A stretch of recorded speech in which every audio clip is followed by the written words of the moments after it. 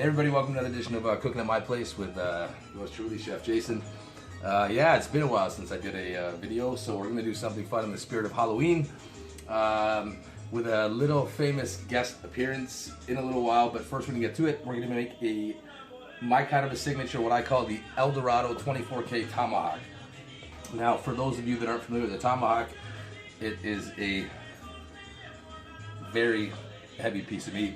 We're gonna weigh this up and see just how much this weighs, and it is just shy of 3 pounds. So that's a pretty heavy cut of steak. So hope you're hungry. So what we're gonna do with this tomahawk today is we're gonna do what's called a reverse sear. Now, for those of you that have a little bit of that are a bit more culinary savvy, or chefs or cooks out there, what we're gonna do is heat this oven up to about 250. Let that come up to temp first to preheat the oven, and we're gonna salt this steak. I've already put some salt on it, but I'm gonna show you just how much. What we want to do is get that salt to open up and tenderize that steak a little bit and relax the muscle fibers. This steak is at room temperature, so we want to let the steak sit out for about anywhere under an hour. You can thermo it and just check it and see if it's come to pretty close to room temp. We're gonna put it in the oven. We're gonna put our thermometer inside this. This is a probe thermometer. Really handy tool if you're doing roasts or things like that, or turkeys. A lot of people with their home cooking, they just get a little bit insecure, a little bit unsure of what they're going to do when it comes to doing a turkey for the family, or is the chicken undercooked, or is the roast going to be too well, or is it going to be too undercooked. So we're going to find the thickest part of this tomahawk. We're going to stick it right down in the middle, right down to the center. I'm going to set my temperature to 120. And that's where I want us to be. So I'm gonna put that probe right inside there. I've already got my oven preheated. So we're gonna put this in a hotel like roasting pan. Now this has got a grid on it. So what we wanna do is have something underneath there. You can use like a roasting pan kind of tray that's perforated, or a rack that goes in there, so that we get nice distributed heat under and over top of that tomahawk, so it cooks it nice and evenly, and we don't want to like brown up one side more so than the other, because we're going to do what's called, what I mentioned was the reverse sear. Once we've got that to our temperature at 120, we're going to rest it a little bit, and then we're going to get a nice hot cast iron skillet, and we're going to stick the tomahawk on there. We're going to get that nice and browned up, get a nice caramelization, nice crusty brown on there. That's where all that flavor is going to be, and then we're going to let that rest again, but we'll get to that. So part of this El Dorado steak that I'm doing today is going to have a chimichurri sauce. We're going to make that in 2 seconds. We're going to get the tomahawk going in the oven, like so.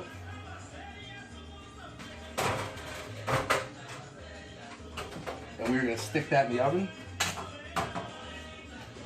And the good thing about these probe thermometers is that you can have the cord, it's outside the oven, and that's just going to monitor the temperature, and that alarm is going to go off when that hits 120, and I'm going to pull my steak out. So let's hit start.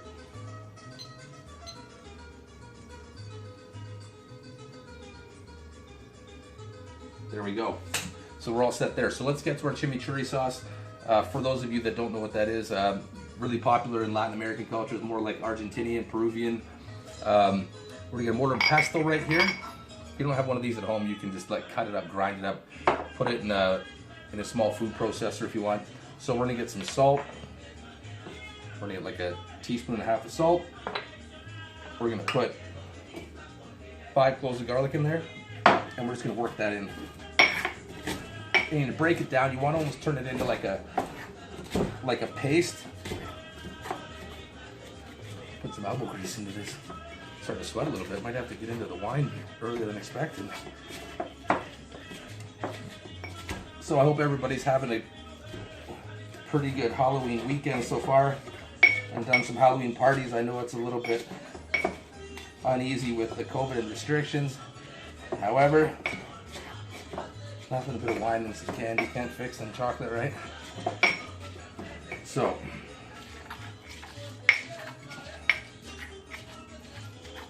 this is more work than you think. Should use a food processor. Yeah, this is going to be too much work. We can get the food processor out. So what we're going to do is we've got our garlic fairly mashed up. We're going to put in our cilantro.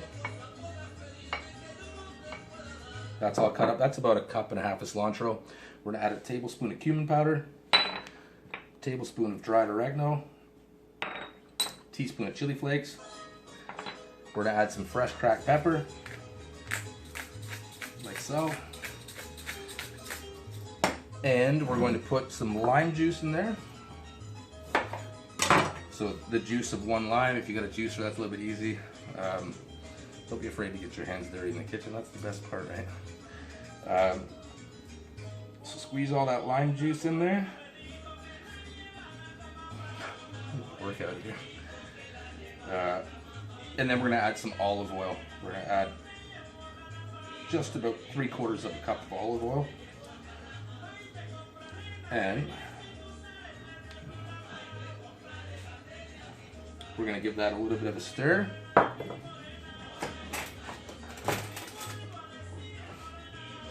And our tomahawks go in the oven there now, so depending on how big the steak is, it could vary in temperature and time as to how long it's going to take to come to 120. But we've got our chimichurri sauce going, and that's going to put some nice, vibrant, fresh flavor on that tomahawk, and it's going to look real pretty when it comes to the finished product. So, all right. Got our chimichurri done. Stay tuned. I'm going to come back when this tomahawk is at temp and show you what we're going to do next and how you want to get that reverse sear finished and how we're going to finish off this steak. So talk to you in a little bit. Cheers. Okay, welcome back everybody. Part 2 of our little segment on doing a 24K Gold Tomahawk Eldorado steak. So where we're at now is that we're just about to hit 120 on our probe thermometer. I've got a cast iron skillet. You can see this one, it's got the grill marks on it, so we're gonna get a nice crust and browning on our steak as soon as we pull that out of the oven, and it's gonna be ready in about 30 seconds. So let's hang tight and we'll have a glass of wine. This is a Anciano Tempranillo. Sure. No, it's a pretty good Spanish wine. Pretty oaky, pretty mature wine. A little bit dry, but it's going to go nice because we got a lot of vibrant flavors coming with our chimichurri sauce over our Eldorado tomahawk. So it's kind of a really good balance actually. So don't be afraid to get into something a little bit more dry, a little bit more spicy to complement that tomahawk. Or to complement your belly on whatever one you want to compliment first. So this looks like it's going to go off any second, and we're at 120 now, so we're going to take our tomahawk out. There's our beef. We're going to set this up on the stove. Take out our probe. We're going to hit stop. So I'm going to show you this tomahawk now. So that is where that reverse sear is going to come into play. So we've got our steak to the temperature that we want it. Now we're going to put this on the high heat, smoking hot skillet to get a nice crust and brown that. So we're going to do that right now. I've got this skillet pretty much preheated. What I did was I took that cast iron skillet and I put it in the oven at 250 while that tomahawk was cooking to help it carry some residual heat, so I didn't have to spend too long trying to heat up that skillet. So now I've just got it on high, and that steak just looks beautiful. So I'm going to get this skillet to the point where it's actually smoking. Have it pretty well seasoned. If there's not, you don't want to oil the steak at this point, you just want to oil the skillet. And don't pull it off too early.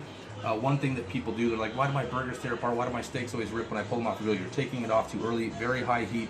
Oil the grill, not the steak. It will release on its own. So I've got that pretty close to a smoke point now. And I'm going to put our tomahawk in there. You can hear that sear. And if you've got a steak weight,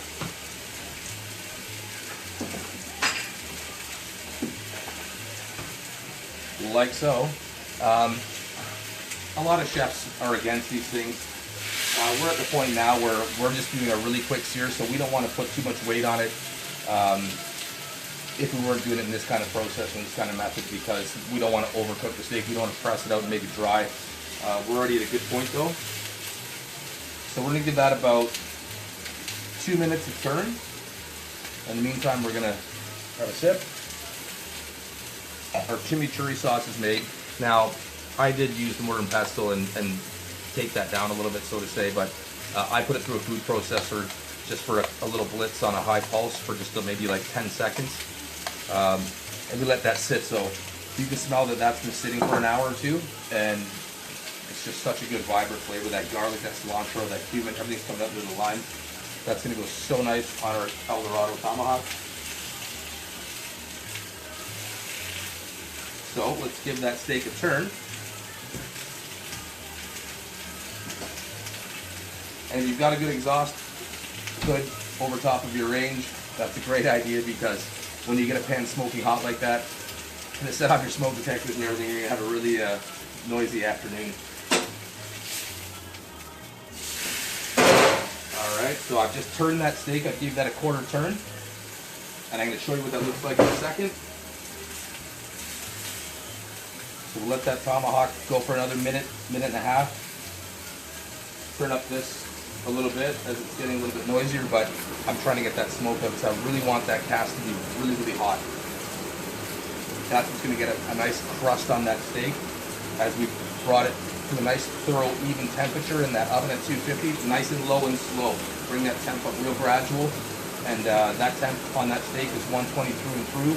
Now it's going to go up, it's going to carry over a little bit once we rest that steak. We want to get to about a medium rare, just under medium rare, so we want that steak to hit about maybe 140-ish is where I'd like to see it at after it's done resting when I cut into that. So you can see, like, isn't that beautiful? Look at that nice brown caramel crust on that. Now we're going to switch sides and do the same. And when I come back, we're going to bring our special famous guest in to finish this off. He's come a long way just to be a part of the show, so I hope you guys stick around to watch and hear a couple words from our famous guest. So see you in a minute. The steak is finally done. We're going to be cooking the steak just like this.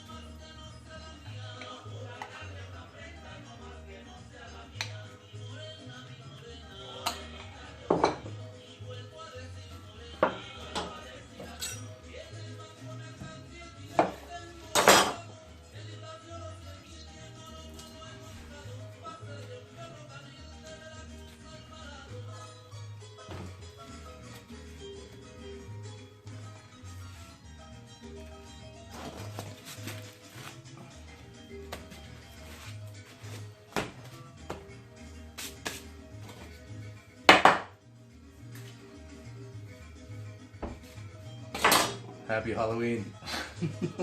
True Heat of Salt Bay. Hope you guys like it. Happy weekend. Alright, everybody, thanks for watching. I thought that'd be a little bit of fun. That's my little Halloween spin on everything. This turned out amazing. This chimichurri on this steak, like,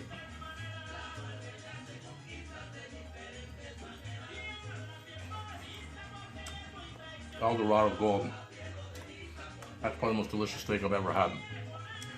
Now this meal cost me probably, this steak was about $60 to go all the stuff. This is a $100 steak sitting right here on the plate. Now you know when you go to a famous restaurant and you get these things done by a famous chef, this steak at his restaurant in London, I think, is charging like £600, so about $1,200 Canadian at a restaurant for this. I mean, if any of you guys want to pay me $1,200 for me to cook this, I'd be more than happy. It's delicious. Have a safe and happy Halloween, everybody. Hope you enjoyed my little spoof on that, a little bit of Halloween fun. That everybody has a safe end of the weekend. And until next time on Cooking My Place, cilantro and get cooking.